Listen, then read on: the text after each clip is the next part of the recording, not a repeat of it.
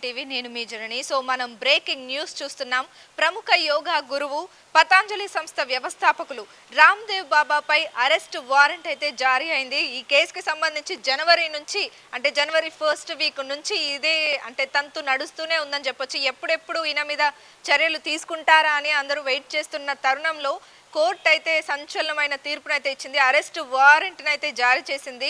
Non bailable arrest warrant అయితే జారీ చేసింది. అంటే ప్రజలను తప్పుదోవ పట్టించే ప్రకటనలు చేయడంతో దీని మీద అయితే కేసు నమోదవ్వడం జరిగింది. అయితే ఫిబ్రవరి 1న విచారణకు ఆదేశించింది కోర్టు. కానీ రామ్దేవ్ బాబా దాన్ని నిరాకరించడంతో విచారణకు హాజరు కాకపోవడంతో అరెస్ట్ వారెంట్ అయితే జారీ చేయడం జరిగింది. అలాగే రామ్దేవ్ బాబాతో పాటు పతంజలి ఎండి ఆచార్య బాలకృష్ణపై కూడా నాన్ బెయిలబుల్ వారెంట్ అయితే జారీ చేసింది. అయితే ఫిబ్రవరి 15 మరోసారి విచారణ చేపట్టనున్నట్లు కేరళ హైకోర్టు అయితే మనకి తెలియజేయడం జరిగింది. ఇప్పటికే పతంజలికి చెందిన 10 ఫార్మసీల లైసెన్స్ ని కూడా రద్దు చేయడం జరిగింది. దీని మీద అయితే ఇదే హాట్ టాపిక్ గా నడుస్తూ ఉంది. అంటే పతంజలి బాబా తెలియని వాళ్ళంటూ ఎవ్వరు ఉండరు. గత కొన్ని సంవత్సరాలుగా ఆయన అంటే తెలియని వాళ్ళంటూ ఉండరు. యోగా గురువు ఎవరైనా ఉన్నారంటే అది పతంజలి రామ్దేవ్ బాబా. అలాగే ఆయనకు సంబంధించిన ప్రోడక్ట్స్ కానీ అన్నీ కూడా చాలా ఫేమస్ అనమాట. ముఖ్యంగా హనీ కానీ లేదంటే గ్రీన్ టీకి సంబంధించినవి కానీ ఇలా సబ్బులు కానీ సోపులు కానీ షాంపూస్ కానీ ఇలా ఆయనకు సంబంధించిన ప్రతి ఐటమ్స్ తెలంగాణలో కానీ అటు ఎక్కడైనా దేశంలో ఆయన అంటే ఆయనకు సపరేట్గా ఒక స్టోరే ఉంటుంది అనమాట. అంత ఫేమస్ పతంజలి రామ్దేవ్ బాబా. అయితే గత కొన్ని రోజులుగా తప్పుడు ప్రకటనలు చేస్తున్న అనే దానిపై ఈయన మీద అయితే కేసులు అయితే నమోదు చేయడం జరిగింది. ఇవి గత కొన్ని రోజులుగా ఈయన మీద కేసులు అయితే నమోదవుతుండడం జరిగింది. ఏకంగా 10 కేసులు ఉండడం వల్ల దీన్ని కేరళ కోర్టు అయితే దీనిపైన చర్యలు చేపట్టి ఆయనకు విచారణకు హాజరు కావాలని చెప్పడంతో ఈయన హాజరు కాలేకపోయారు.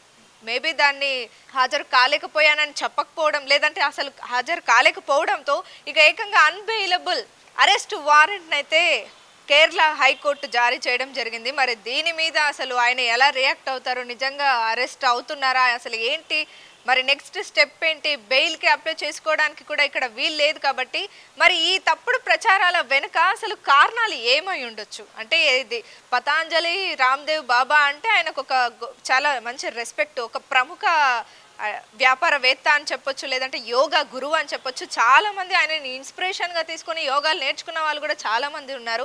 ఆయనని ఇన్స్పిరేషన్గా తీసుకొని ఆర్గానిక్ ప్రొడక్ట్స్ని అమ్మడంలో కూడా చాలా మంది ఇన్స్పిరేషన్ తీసుకున్న వాళ్ళు ఉన్నారు. సో ఇలాంటి టైంలో కొన్ని తప్పుడు ప్రకటనలు చేయడం వల్ల ఈయన మీద అయితే ఈ అరెస్ట్ వారెంట్ అయితే జారీ అయింది.